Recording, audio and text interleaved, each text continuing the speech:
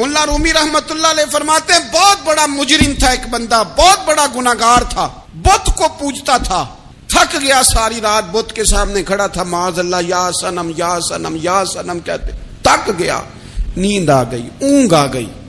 جب پوری طرح نیند آ گئی اور دماغ پہ نیند قبضہ کرنے لگی تو اس کے منہ سے نکل گیا، صنم صنم کہہ رہا تھا نا، نکل گیا یا صمد، او بے نیاز مالک۔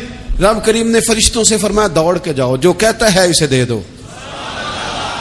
فرشتے کہنے لگے مالک تو بت کو پکار رہا تھا، اس نے تو غلطی سے نام لیا ہے۔ فرمایا مجھے نہیں پتا، لیکن دیکھو نا اس نے مجھے پکارا تو ہے نا، کتنی دیر سے جھوٹے کو پکار رہا تھا، اس کا معاملہ حل نہیں ہوا، اب اگر سچے کو پکارنے پہ بھی حل نہ ہوا تو فرق کیا رہ جائے گا؟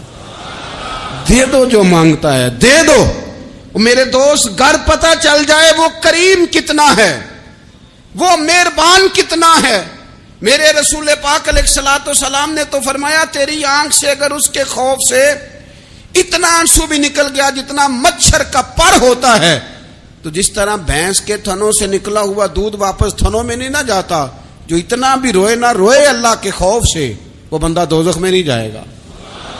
تھوڑی دیر کے لیے ڈر جائے اپنے رب سے، آئے تو صحیح۔ عدم معرفت غفلت پیدا کرتی ہے، تو آ تو صحیح، وہ تو کریم ہی بڑا ہے، وہ تو مہربان ہی بڑا ہے۔ حضرت زنیرہ رضی اللہ تعالی عنہ حضور کی صحابیہ ہیں۔ ایام جو مکے کے تھے مسلمانوں پر بڑی آزمائش کے تھے، انہیں بڑا مارا کفار نے، اتنا مارا کہ ان کی بینائی چلی گئی،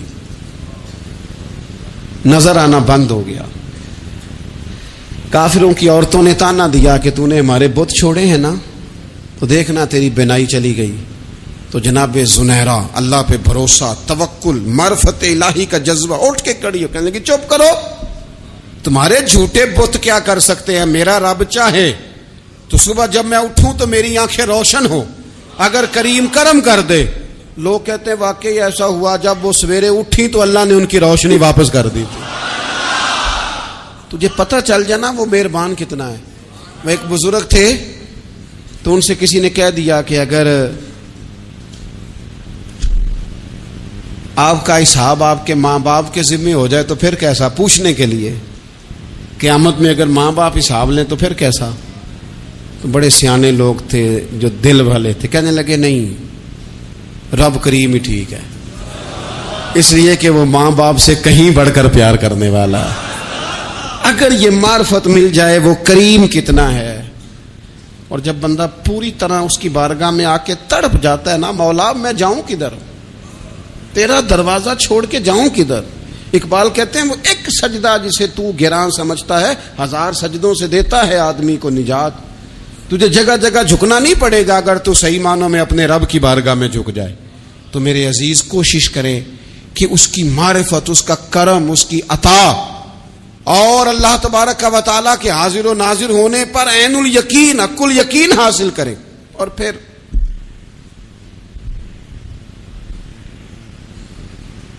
آٹھویں بات یہ ہے کہ غافل لوگوں کی صحبت بھی بندے کو غافل کر دیتی ہے۔ غافلوں کی صحبت میں نہ بیٹھیں،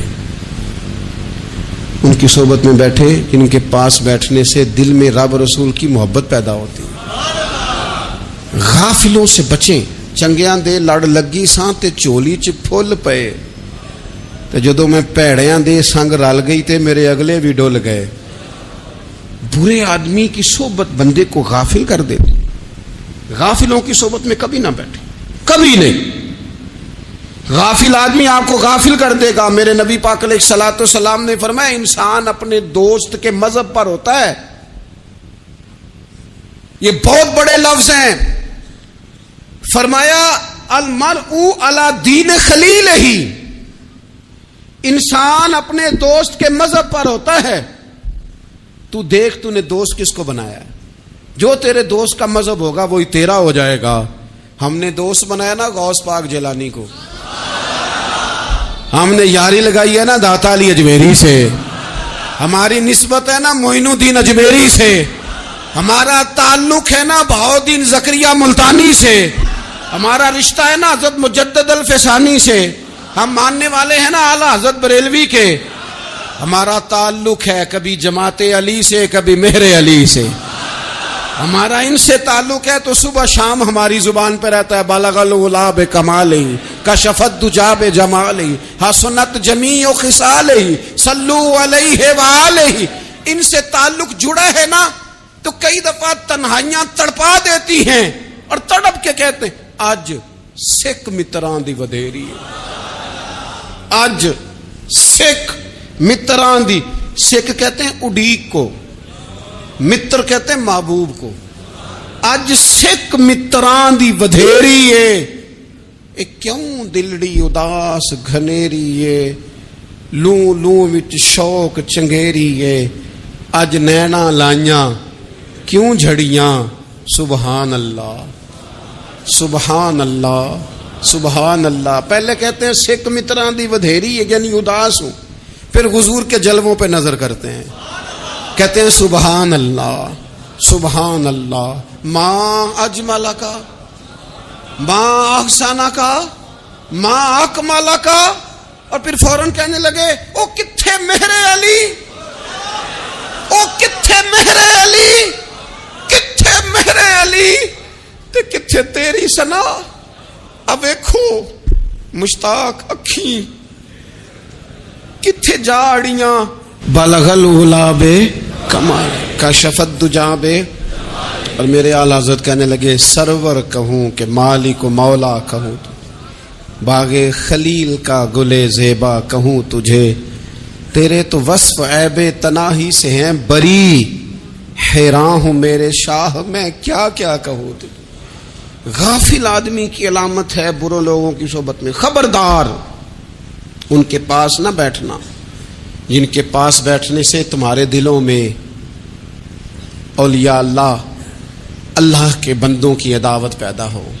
خبردار خبردار ان کے پاس نہ بیٹھنا جن کے پاس بیٹھنے سے تمہارے دلوں میں حضور کی اولاد پاک کے بارے میں شک پیدا ہو. خبردار اس شخص کے پاس نہ بیٹھنا جو امام حسین ابن علی کے بارے میں کوئی کمزور بات کرتا ہو, بچنا. خبردار اس سے بچنا جو حضور کے صحابہ کے بارے میں بات کرے, بچنا بچنا اس سے. جو سیدنا ابو بکر صدیق کے بارے میں کوئی دیکھو کیا مقدر ہے صدیق و فاروق کے, جن کے گھر ہی رحمتوں کے خزینے میں. بھلا کیا کہا نبی پاک, حضور نے فرمایا میرے اوپر جس نے نیکی کی تھی بدلہ دے دیا ہے. یہ جو میرے ابو بکر صدیق ہے نا, ان کو میں اللہ کی بارگاہ میں لے جاؤں گا, کہوں گا مالک تو ہی بدلہ عطا فرما. ایک ہاتھ میں جناب صدیق کا ہاتھ پکڑا, ایک میں حضرت عمر کا ہاتھ پکڑا, اور حضور مسجد نبوی سے باہر آ رہے ہیں. دیکھنے والے کی زبان سے بے ساختہ سبحان اللہ نکل گیا. کیا شان ہے, کیا مقدر ہے. تو حضور علیہ السلام رک گئے اور روک کے فرمایا تو حیران ہو رہا ہے نا, تو حیران ہو رہا ہے نا کہ میں نے ایک ہاتھ میں ابو بکر کو پکڑا ہے, ایک میں عمر کو پکڑا ہے. فرمایا قیامت میں جب میری قبر کھلے گی تو میں اسی طرح قبر سے نکلوں گا, اس طرح میدان محشر میں میں آؤں گا. خبردار حضور ایک وفاداروں کے وفادار رہنا, ان کے وفادار رہنا, ان کے وفادار رہنا. بڑا عجیب دور آیا ہے. ہم نے یہ دور دیکھا ہے کہ لوگ حضور کے صحابہ کے بارے میں بھی بات کریں گے. اب نبی پاک کی اولاد پاک کے بارے کو بھی ڈسکس کیا جائے گا. اپنا منہ تو دیکھ, اپنی حیثیت دیکھ, اور پھر وہ بندے دیکھ جن کو اللہ نے چن کے اپنے محبوب کی غلامی کے لیے حضور کے قریب بٹھایا ہے. تو بچنا ایسے لوگوں سے, پرہیز کرنا. خبردار عقیدہ ستھرا رکھنا, عقیدہ ستھرا رکھنا, صاف رہنا, پاکیزہ رہنا, غافلوں کی صحبت سے بچنا. بڑا ڈرتے ہیں اللہ سے, دعائیں مانگتے ہیں یا اللہ نسلوں میں بھی وہی بندے پیدا فرما جو عقیدے پکے رکھنے والے ہیں. وہ بندے پیدا فرما ہماری نسلوں میں. ایک وہ بندہ بھی غافل ہو جاتا ہے جو امیدیں لمبی لگا لیتا ہے, جن کے منصوبوں میں دولت بھی ہوتی ہے, گھر بھی ہوتا ہے, اولاد کا بڑا ہونا بھی ہوتا ہے, پوتے پوتیاں نواسے نواسیاں دیکھنا بھی ہوتا ہے, یہاں بھی گھر وہاں بھی گھر, یہ سیر, یہ سارا کچھ ہوتا ہے. لیکن رب کی بارگاہ میں پیش ہونا جن کے پیش نظر نہیں ہوتا. لمبی امیدیں. حضرت مولا علی شیر خدا فرمایا کرتے تھے میں تم پر دو باتوں کا خوف کھاتا ہوں, جو ڈر آتا ہے, ایک یہ کہ تم خواہش کی پیروی کرو گے, جو نفس کی خواہش ہوگی اس کے پیچھے لگ جاؤ گے, اور ایک تم لمبی لمبی امیدیں باندھو گے, اتنے سال جینا ہے, اتنے 100 سال جینا, یہ کرنا ہے, وہ کرنا ہے. منصوبہ بندی کریں مستقبل کے لیے, وہ بری نہیں, لیکن تیاری رکھیں, تیاری رکھیں. اس بات کا بھی خیال رکھیں کہ اللہ کی بارگاہ میں حاضر ہونا. یہ غفلت کی چیزیں ہیں جو بندے کو غافل کر دیتی ہیں. جو لوگ اللہ کا ذکر نہیں کرتے وہ بھی غافل ہو جاتے ہیں, اور جو فضول باتیں زیادہ کرتے ہیں نا, ہنستے زیادہ. فَلْيَضْحَكُوا قَلِيلًا وَلْيَبْكُوا كَثِيرًا. قرآن کہتا ہے زیادہ رویا کرو, کم ہنسا کرو. نبی پاک علیہ الصلوۃ والسلام سے پوچھا تھا حضرت عقبہ بن عامر نے کہ یا رسول اللہ نجات کس چیز میں ہے؟ تو نبی پاک علیہ الصلوۃ والسلام نے فرمایا ایک تو اپنی زبان قابو میں رکھو, دوسرا فرمایا اپنے گھر میں ٹھہرے رہو, تمہارا گھر تمہارے لیے کافی ہو, فضول نہ نکلو گھر سے, اور تیسرا فرمایا اپنی خطاؤں پہ رویا کرو. کثرت کلام اور فضول کلام اور بلا وجہ یہ بندے کو غافل کرتا ہے, دل کو سخت کرتا ہے. یہ چند چیزیں ہیں جو انسان کو غفلت میں ڈالتی. اپنے آپ کو ان چیزوں سے بچائیں اور غفلت کو توڑیں. آپ کے ذمے, میرے ذمے جو حقوق و العباد ہیں ان کا پتہ کریں, جو اللہ رسول کے حقوق ہیں ان کی خبر دیکھیں, ہماری جو ذمہ داریاں ہیں ہم کس طرح انجام دے رہے ہیں اس پر توجہ کریں. اپنے معاملات کو ٹھیک کریں. ہم انسان ہیں, کوتاہیاں تو رہ جائیں گی, لیکن جب کوشش کریں گے تو پھر رب تعالیٰ مدد بھی فرمائے گا. ایک بات اور کرنی ہے, ایک تو میں نے عرض کیا غفلت کو توڑنا, ایک دوسری بات قرآن مجید کا ایک سبق اور. جب غفلت توڑنی ہے تو پھر لازمی طور پر ایک کام کرنا پڑے گا. میں نے یہ عرض کیا تھا کہ پلاننگ نہیں کرنی, فیصلہ کرنا ہے. تو فیصلہ کرنا ہے تو کرنا کیا ہے؟ پھر قرآن حکیم نے سورہ بقرہ میں کہا فاستبقوا الخیرات, یعنی تم نیکیوں کی طرف دوڑو, جلدی جلدی نیکیاں کرو, فٹافٹ, دیر نہ کرو. فٹافٹ سے مراد یہ نہیں کہ نیکی جلدی جلدی کر جاؤ, یعنی ٹال مٹول نہ کرو خیر کے کام میں. کل کریں گے, پرسوں کریں گے, عمرہ کر رہے ہیں پھر نیکی ہیں, حج کر رہے ہیں پھر نیکی ہیں, بچے بیال ہوں پھر میں نیک ہوں. یہ تھوڑا سا یہ کام ٹال مٹ. فاستبقوا الخیرات, نیکیوں کی طرف دوڑو, جلدی کرو, بھاگو. نبی پاک صلی اللہ تعالی علیہ وسلم نے فرمایا 5 چیزوں سے پہلے غنیمت جانو. حضور علیہ الصلوۃ والسلام فرمانے لگے ایک تو تم جوانی کو نہ بڑھاپا آنے سے پہلے پہلے غنیمت سمجھ لو. نبی کریم صلی اللہ تعالی علیہ وآلہ وسلم ارشاد فرمانے لگے کہ اپنی صحت کو غنیمت جان لو, بیماری آنے سے پہلے پہلے. پھر حضور علیہ الصلوۃ والسلام فرمانے لگے اگر اللہ نے تمہیں مال دیا ہے, وسعت دی ہے, تو نیکی کر لو, خرچ کر لو اللہ کے راستے میں. خدا نہ خواستہ تم پر غریبی آ جائے.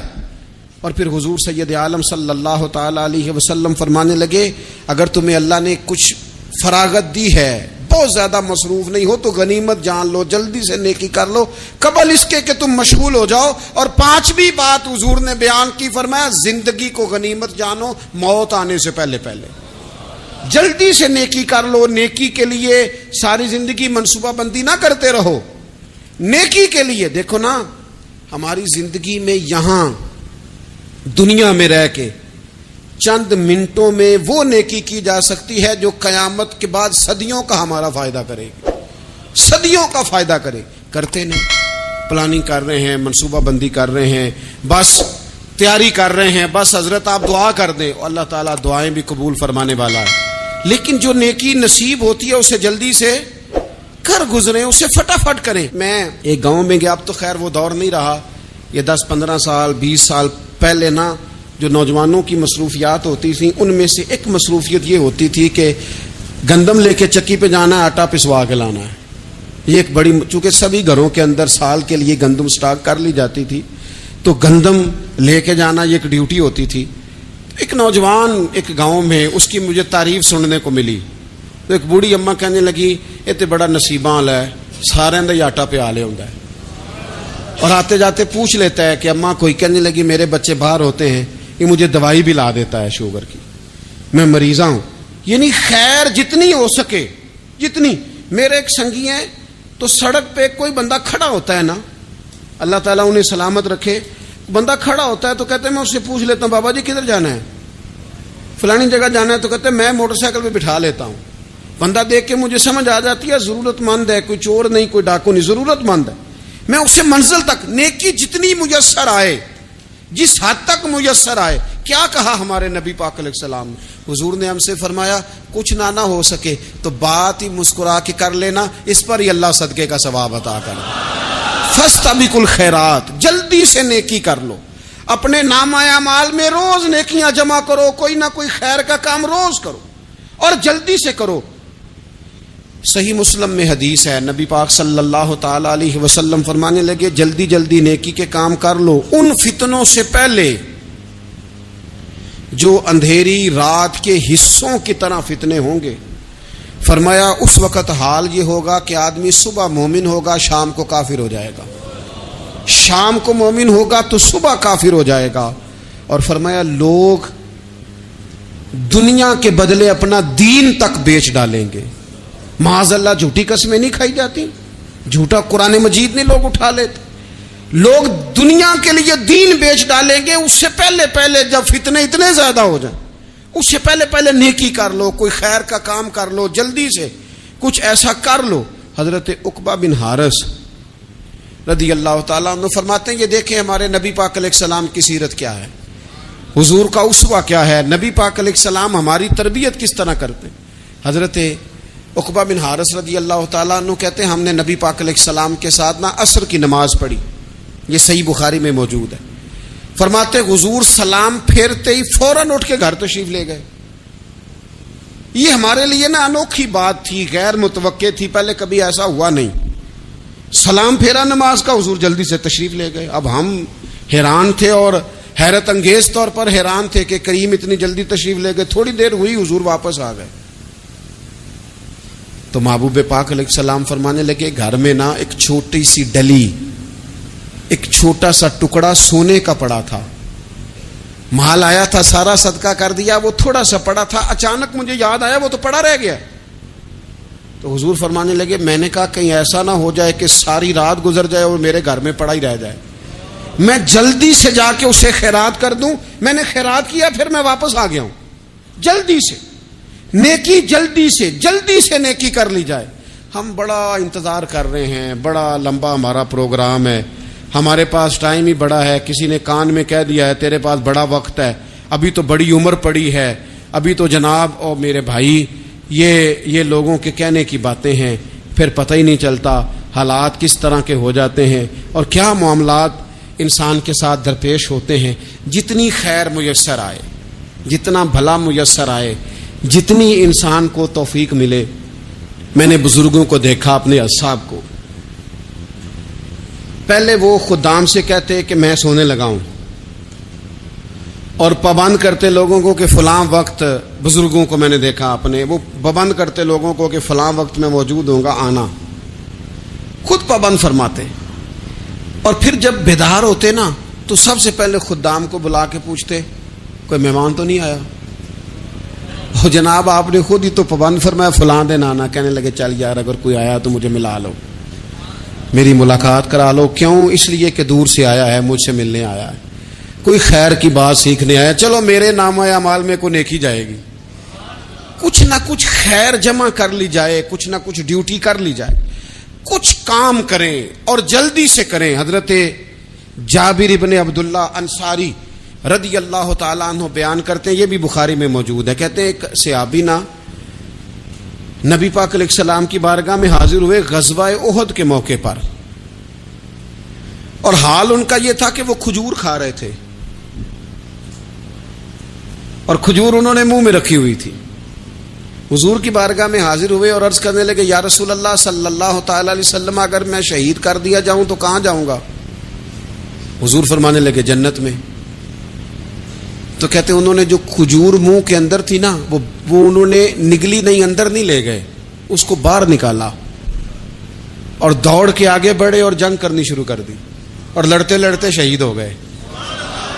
کیا سبق دیا انہوں نے؟ سبق یہ دیا کہ نیکی کرنے میں اتنی دیر بھی نہیں کرنی جتنی کھجور کھانے میں دیر لگتی ہے. جلدی سے نیکی کرنی ہے, فٹافٹ نیکی کرنی, اس کے اندر ٹال مٹول نہیں کرنا. اسی وقت انہوں نے کھجور باہر نکال دی دوڑ کے. انہوں نے حضرت انس بن نضر رضی اللہ تعالیٰ عنہ، حضرت انس بن مالک رضی اللہ تعالیٰ عنہ کے چچا ہیں، میدان احد میں نا، احد پہاڑ کے قریب کھڑے تھے، لوگوں سے کہہ رہے تھے جلدی جلدی ادھر آؤ، وہ جنت جو انسان کو انتقال کے بعد نصیب ہوگی اور قیامت کے بعد نصیب ہوگی. فرماتے تھے مجھے تو ابھی احد پہاڑ کے اندر سے جنت کی خوشبو آ بھی رہی ہے، لہذا جلدی سے آؤ، ادھر دوڑو، جہاد کرو، آؤ کفار سے لڑیں. تو نیکی میں دیر نہیں کرنی، جو نیکی میسر آتی ہے، جس کو میسر، ماں باپ میسر ہیں تو خدمت کر لیں، اہل خانہ ہیں تو حسن سلوک کر لیں، اللہ نے اولاد دی ہے تو اچھی تربیت کر لیں، دوست ہیں تو خیر خائی کر لیں، اگر آپ کو اللہ رمضان عطا کرتا ہے تو زیادہ سے زیادہ اس کی عبادت کر لیں، اگر نظر ٹھیک ہے تو تلاوت زیادہ سے زیادہ کر لیں، زبان چلتی ہے تو رج رج کے مدینے والے محبوب پہ درود و سلام پڑھ لیں، اللہ تعالیٰ کا ذکر کر لیں، جلدی سے خیر جمع کریں، اپنے وقت کو ضائع نہ کریں. یہ آج کا سبق ہے. ایک تو ہم نے فیصلہ کرنا ہے کہ بس غفلت نہیں، اب غفلت، اب انشاءاللہ اللہ اللہ کرنی ہے، اب کوئی خیر کا کام کرنا ہے. میرے حضرت کا ایک جملہ کبھی نہیں بھولنا، فرمایا کرتے تھے زمین کے اوپر کام، نیچے جا کے آرام. یہ چھوڑ دیں اتنے گھنٹے سونا ہے تو یہ کرنا ہے تو میری نیند میں دخل کوئی نہ ڈالے، پھر سوتے ہی رہ جائیں گے، سوتے ہی رہ جائیں. زمین کے اوپر کام اور نیچے جا کے جاگنا ہے، جاگ لے افلاک کے سائے تلے، پھر حشر تک سوتا رہے گا خاک کے سائے تلے. اب جاگ لے افلاک کے سائے کے نیچے، جاگ، کھول آنکھیں. ہر وقت کا سونا، ہر وقت سونا، ہر وقت جو اپنے آرام کی فکر کرنا، اس سے نکل آئیں اور اچھا کھانا اور اچھا پہننا اور بس اپنی مرضی کی زندگی من چاہی جینا، اس سے باہر آئیں. فیصلہ کریں، فیصلہ کہ اب غفلت نہیں کرنی. اگر اللہ نے کوئی صلاحیت دی ہے تو اسے دین کے کام پہ لگانا ہے، کوئی ڈیوٹی کرنی ہے، کوئی خدمت کرنی ہے. دیکھو خدمتیں ہو رہی ہیں، صدیق اکبر مال دے رہے ہیں، عثمان غنی مال دے رہے ہیں، مولا علی نے تلوار پکڑی ہے، میدان میں جا رہے ہیں، فاروق اعظم گلی گلی نگر نگر رسول اللہ کے دین کی پہرے داری کر رہے ہیں، حضرت جناب سیدنا سلمان فارسی ابو ذر غفاری حضور کی مسجد میں جھاڑو دے رہے ہیں، اور بلال حبشی وہ نبی پاک کی مسجد میں اذان پڑھتے پڑھتے رب نے اتنا عروج فرمایا کہ کعبے کی چھت پہ کھڑے ہو کے بھی اذان پڑھنے شروع، انہوں نے اذان دے دی. تو کوئی کام کرنا ہے، غفلت کو توڑنا ہے اور نیکی کرنی ہے ذرا جلدی جلدی. اور قرب الہی کے معاملات تک کو جو چیزیں نقصان پہنچاتی ہیں ان میں ایک بڑی چیز غفلت ہے. ایک لفظ ہوتا ہے جو ہمیں اکثر سننے کو ملتا ہے کہ آپ کی توجہ نہیں ہے. یہ ڈھیر سارے لوگوں کا مطالبہ ہوتا ہے، اہل خانہ بھی مطالبہ کرتے ہیں، کئی موقع پر والدین بھی مطالبہ کرتے ہیں، غرباء بھی مطالبہ کرتے ہیں کہ امیروں کی ہماری طرف توجہ نہیں ہے. اور یہ بڑی لازمی سی بات ہے کہ کسی چیز پر جب توجہ رہتی ہے تو وہ چیز بہتر ہو جاتی ہے، اور جب عدم توجہی کا لوگ مظاہرہ کرتے ہیں تو وہ معاملہ خراب ہو جاتا ہے. یہ جو عدم توجہ ہے اسی کو غفلت کہتے ہیں. اور جب انسان کے مزاج پر غفلت طاری ہوتی ہے اور غفلت اس پر پوری طرح غلبہ کر لیتی ہے تو پھر اس کی زرخیز زمین کو وہ بنجر کرتی ہے. غفلت انسانی دل کے لیے بڑی نقصان دہ چیز ہے اور انتہائی تکلیف اور ضرر کا باعث ہے. دلوں پر جو قحط نازل ہوتا ہے، قحط، ویران ہو جاتے ہیں دل، اور جو دلوں پر خشکی نازل ہوتی ہے کہ طبیعتیں خشک ہو جاتی ہیں، یہ غفلت کی وجہ سے ہوتی ہے. جو لوگ غافل ہو جاتے ہیں نا، اپنے معاملات کا دھیان نہیں رکھتے، دیکھیں نا، آپ کو کھانا کھاتے بھی غافل نہیں ہونا چاہیے. اگر کھانا بھی غیر معتدل کھا لیا جائے تو وہ انسان کی طبیعت کے لیے باعث ضرر بن جاتا ہے، نقصان کا باعث بنتا ہے. بات کرتے ہوئے بھی غافل نہیں ہونا چاہیے. کئی دفعہ جملے ایسے نکل جاتے ہیں جو انسان کے لیے پھر شرمندگی کا باعث بنتے ہیں. انسان کو غافل ہو کر کوئی کام نہیں کرنا چاہیے، غافل ہو کر، مدہوش اور بے ہوش ہو کر نہیں. غفلت دل کو ویران کرتی ہے، طبیعت میں خشکی لاتی ہے. غافل کبھی نہ بنے. قرآن مجید فرقان حمید نے ارشاد فرمایا کہ اقترب للناس حسابہم، فرمایا لوگوں کے حساب کا وقت قریب آ گیا. وہم فی غفلۃ معرضون، اور وہ ابھی بھی غفلت میں منہ پھیرے ہوئے ہیں. ٹائم آ گیا حساب دینے کا، لیکن وہ ابھی بھی غافل ہیں.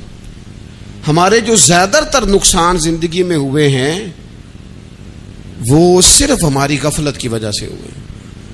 ہم نے چیزوں پر توجہ نہیں دی، چیزیں گڑبڑ ہو گئیں. جس آدمی نے پھول لگائے ہوں، پھل لگائے ہوں، کھیتی لگائی ہو، وہ دانہ ڈال کے پانی دے کے فارغ نہیں ہو سکتا، اسے توجہ کرنی پڑتی ہے. اور کسی نے کہا تھا مالی جیندے ہون تو پھر بوٹے سوکھدے نہیں. اگر موجود ہونا ان کو سینچنے والا، رکھوالی کرنے والا، تو پھر ان کی جڑیں کبھی خشک نہیں ہوا کرتی. ہماری جو غفلتیں ہیں یہ بڑی ضرر کا باعث ہیں، نقصان کا باعث. اور مجبوری معاف ہوتی ہے، غفلت معاف نہیں ہوتی. اسکول میں پڑھتے تھے، مدرسے میں پڑھتے تھے، تو ایک مجبوری ہو گئی جی، خدا نہ خواستہ گھر میں کوئی پریشانی ہو گئی تو اساتذہ اس پر سزا نہیں دیتے. کوئی خوشی کا موقع ہے گھر میں، فیملی میں کسی کی شادی ہے، اساتذہ اس پر سزا نہیں دیتے. لیکن اگر کبھی پتہ چلتا تھا نا کہ یہ گھر سے تو آیا تھا لیکن مدرسے نہیں آیا، یہ اسکول نہیں آیا، رستے میں غافل ہو گیا، تو یہ بات خوفناک تھی. یہ قابل سزا جرم تھا کہ تو غافل ہو گیا اپنی پڑھائی سے. تو گھر سے آیا اور یہاں نہیں آیا. غفلت قابل سزا ہوتی ہے، مجبوری کی معافی ہوتی ہے. ہمارا آج کل جو مسئلہ ہے وہ غفلت کا ہے. ڈھیر سارے لوگ ہیں، سمجھدار بھی ہیں، سیانے بھی ہیں، معاملہ فہم بھی ہیں، باشعور بھی ہیں، تعلیم کی ڈگریاں بھی رکھتے ہیں، لیکن اگر ان کی زندگیوں کی تکلیفوں کو دیکھا جائے اور بے آباد روح کو دیکھا جائے اور سجدوں سے ان کی دوری کو دیکھا جائے تو ایک ہی بات سمجھ میں آتی ہے کہ پتہ سارا ہے لیکن لے ڈوبی ہے غفلت. توجہ نہیں کی. لائق بچہ بھی نالائق ترین زندگی گزارتا ہے، اس لیے